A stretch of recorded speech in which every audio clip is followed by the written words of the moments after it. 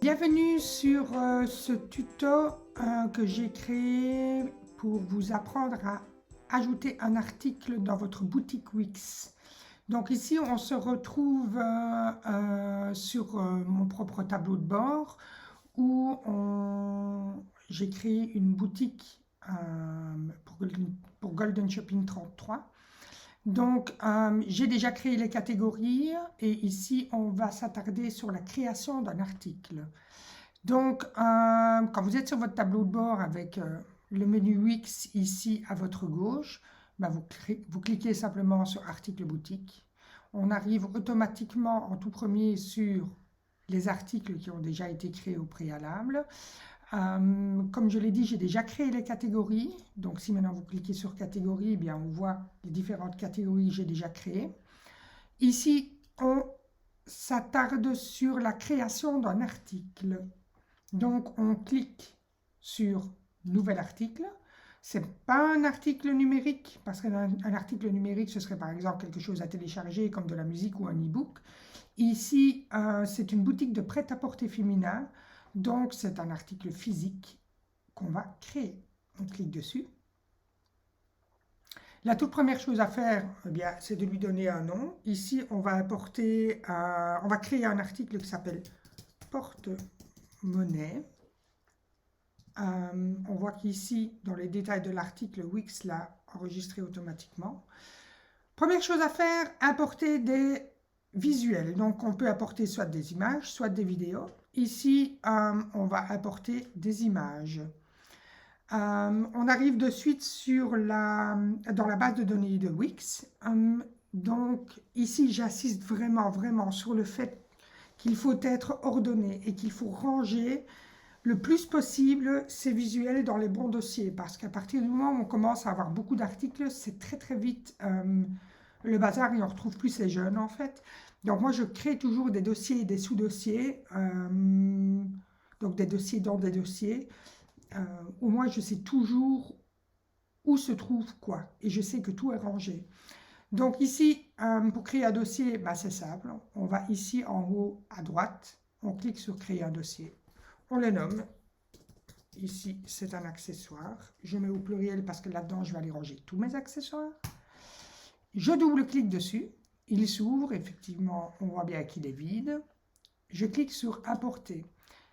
Alors, on peut choisir de les importer de différentes façons. Moi, je les apporte généralement toujours de mon ordinateur parce que je les retouche, ou je les recadre, ou je mets un filtre, ou je travaille toujours un petit peu dessus. Wix permet de le faire aussi de manière plus light qu'un Photoshop ou qu'un Lightroom, mais ça reste quand même tout à fait convenable. Il y a moyen de recadrer les photos, il y a moyen de les éclaircir, il y a moyen de jouer sur la saturation, il y a moyen de mettre des filtres et de les personnaliser un peu. Voilà, donc l'outil est quand même sympa. Mais ici, on ne va pas faire ça, on va juste créer l'article et apporter les fichiers. Je clique sur importer les fichiers, et alors là, on arrive dans le menu de mon ordinateur, de mon Mac, et j'ai créé un dossier dans mes téléchargements pour aller vite. Donc je clique sur mon dossier, et ça, ce sont toutes les photos que la cliente m'a envoyées rapidos via WhatsApp et que j'ai enregistrées dans un dossier. Donc de mémoire, je sais que c'est cette photo-là et les 4 dernières. Donc celle-là et les 4 dernières. Maintenant, voilà, il y a une photo qui m'embête un peu au milieu, mais bon. Soit on sait comment on fait, on clique sur la touche dédiée, donc ici c'est commande, on clique sur le premier et on clique sur les autres sans me sélectionner celui-là. Si maintenant vous ne connaissez pas la touche qui permet de faire des sélections, vous prenez celui-là, vous cliquez sur, vous enfoncez Shift et vous laissez Shift enfoncer et vous cliquez sur la dernière et il vous sélectionne tout. Je veux faire ça, voilà, qu'on fasse d'une manière ou d'une autre, il y a quand même toujours moyen d'effacer après la photo qui nous embête. Donc je prends ces fichiers-là, je fais ouvrir et là on voit qu'il est en train de me les télécharger. Donc il commence à me les télécharger les uns après les autres. Hop, hop, hop. Une fois que j'ai toutes mes photos téléchargées, je ferme cette petite fenêtre qui m'embête. Cette photo-là qui n'a rien à voir, qui n'est pas un accessoire, hop, je clique sur les 3 petits points là, déplacer vers la corbeille. Et là, on a les photos qui nous intéressent. Donc, de nouveau, je clique sur la première, j'enfonce Shift sur mon clavier, je clique sur la dernière, elles sont toutes sélectionnées et je vais les ajouter à ma page. Là, j'ai toutes les photos que j'avais sélectionnées qui sont affichées. Par contre, je sais de mémoire que la cliente m'avait déjà envoyé à l'époque pour les tests une photo qui reprenait tous les coloris des porte-monnaies. Donc, je vais aller la chercher, je clique sur le grand plus, sur Images, et de mémoire, je sais que je les avais rangées là-dedans, dans les accessoires, et je la retrouve. Donc, c'est là, je l'ajoute à la page. Alors, la photo qui apparaît ici en grand, ce sera la photo de base de l'article, donc celle qui va apparaître dans la grille sur votre catégorie. Donc pour déplacer les photos, rien de plus simple, on va avec sa souris sur la photo, on clique, on maintient et on glisse. C'est tout simple. Maintenant, c'est cette photo-là qui est en premier. Et si je veux la mettre là, ou si je veux la mettre là, peu importe, je la mets où je veux. Je la déplace comme je veux. Maintenant, encore une chose importante. Donc pour ces photos annexes que j'ai quand même importées, j'ai des redondances. Donc, j'ai le petit porte-monnaie qui est droit et le petit porte-monnaie qui est couché. Moi, perso, je préfère les photos des porte-monnaies droits. Donc, je vais aller enlever les photos des porte-monnaies couchés. Comme pour le mauve ici, j'en ai deux. J'en ai un du porte-monnaie droit, un du porte-monnaie couché. Je vais aller les supprimer. C'est tout simple. On va dessus et on clique sur la croix. Et celui-là, je ne le veux pas non plus. Et là, j'ai juste les photos qui m'intéressent. Alors, ensuite, on a ici un encart blanc où on peut aller mettre tous les détails de l'article. Donc, le nom, on l'avait déjà mis là en haut, il va se remettre automatiquement. On peut choisir de mettre un ruban, comme par exemple nouveauté ou promo ou exclusivité. Ça, je vous montrerai après sur le site de quoi ça a l'air. Ensuite, on peut mettre une description de l'article. Ici, je vais mettre mini porte-monnaie en simili métallisé avec un petit point d'exclamation. Et c'est tout. Voilà. Ici, il y a moyen de mettre le texte en forme, donc de l'afficher en gras. On peut choisir aussi, ce qui est intéressant, c'est de renvoyer vers une autre page du site si jamais on a des photos avec par exemple un haut et un pantalon, qu'ici c'est l'article, c'est par exemple une petite blouse et que le pantalon est vendu aussi. On pourrait mettre par exemple pantalon dispo ici et alors on sélectionnerait ceci et on peut mettre un lien. Donc là, on pourrait par exemple aller mettre une page du site où l'article a déjà été créé. Ce qui permettrait au client, dans la fiche de l'article, de cliquer de suite sur l'article qu'elles veulent sans devoir retourner tout le site. Voilà, donc ça j'efface. Et ceci, bon, on va le laisser comme ça, c'est pas grave. Alors, ici c'est bon. On pourrait mettre on peut ajouter des sections d'informations supplémentaires, comme par exemple on pourrait décrire en quelle matière est fait, dans quel type de tissu, des conseils pour le lavage, voilà. On pourrait le mettre ici, donc c'est complètement libre en fait, hein. On met le titre de la section d'information et on met simplement la description, comme par exemple détails techniques ou lavage, etc., etc. Voilà, ça c'est jouable aussi. Mais on ne va pas le faire. Ici, dans la section prix, donc c'est de nouveau un encart supplémentaire. Le prix, eh bien voilà, on met par exemple 10 €. On peut choisir de le solder ou non. Dans les soldes, on peut choisir quel type de réduction, si c'est une réduction en pourcentage ou en euros. Si maintenant je mets 30% de réduction, eh bien le prix soldé affiché sera de 7 €. Donc le 10 € sera affiché barré et on aura un prix soldé de 7 €. Par contre, si je veux faire une réduction en euros, donc si maintenant je veux le réduire de, je sais pas moi, 4 €, eh bien, il sera en soldé à 6 €, prix barré 10 €, prix soldé 6 €. Ici, on ne va pas le solder.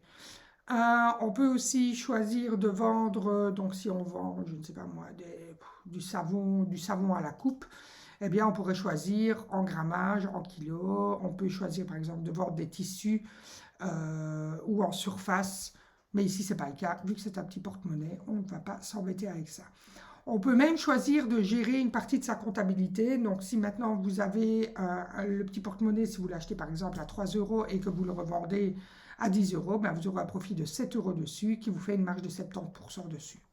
Voilà. Il y en a qui le font, il y en a qui ne le font pas. Ici, on ne va pas le faire. Ça ne s'affiche pas évidemment sur la fiche produit sur le site.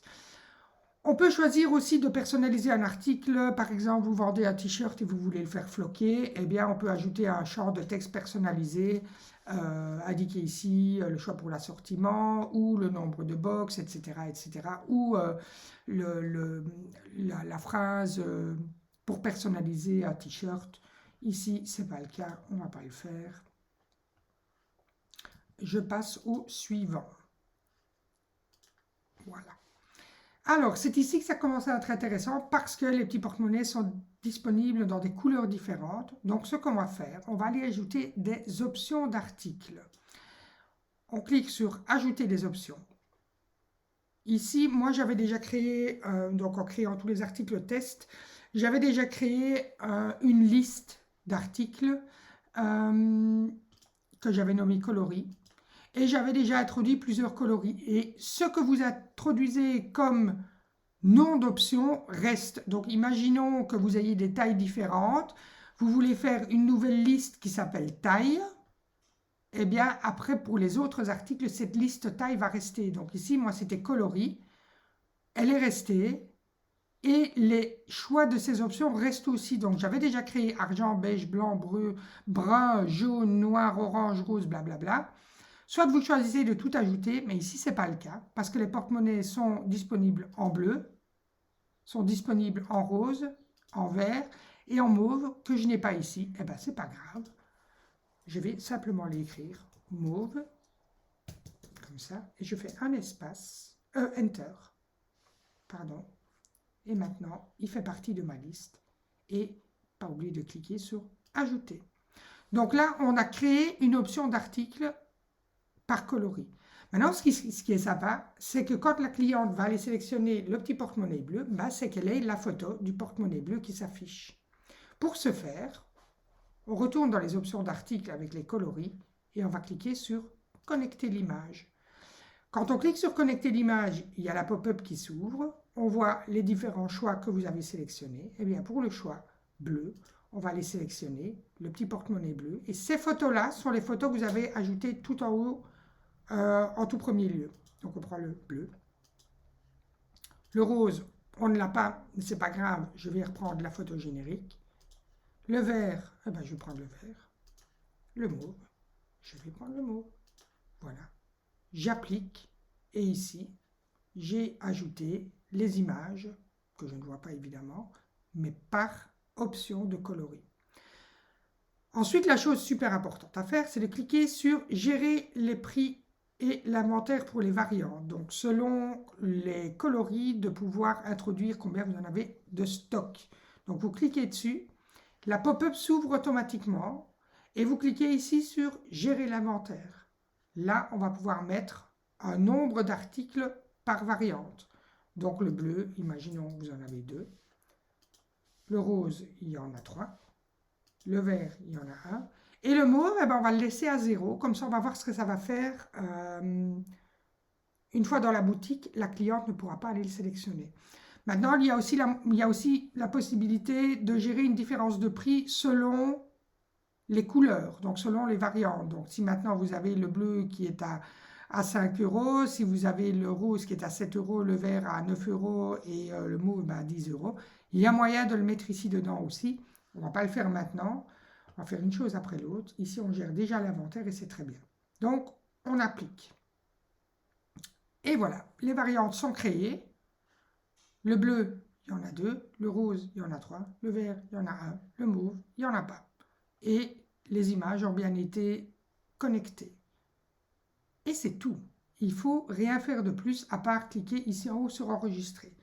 Une dernière chose est que si vous créez un article et que vous voulez qu'il soit de suite en ligne, vous pouvez laisser afficher sur la boutique en ligne coché et alors aller choisir dans quelle catégorie vous voulez que ça s'affiche. Moi, j'ai créé sur ce site-ci des pages selon les catégories. Donc, on a une page accessoires, une page bas, une page haut, une page robe. Et on a sur la première page de ce site une catégorie dédiée au dernier live. Donc, si ce sont des articles qui sont issus du dernier live, on va aller le cocher, mais ce sont aussi des articles qu'on retrouve dans accessoires.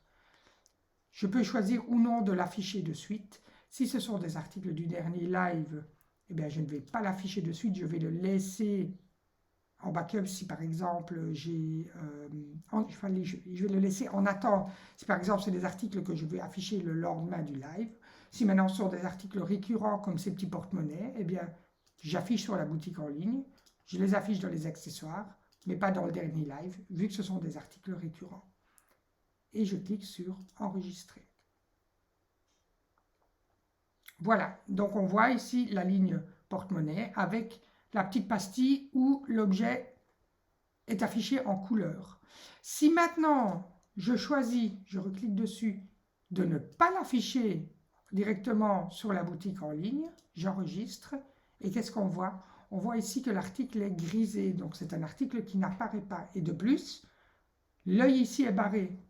Alors qu'ici, par exemple, sur un autre article, il n'est pas barré, ça veut dire qu'il est visible, et là, il n'est pas visible. Voilà.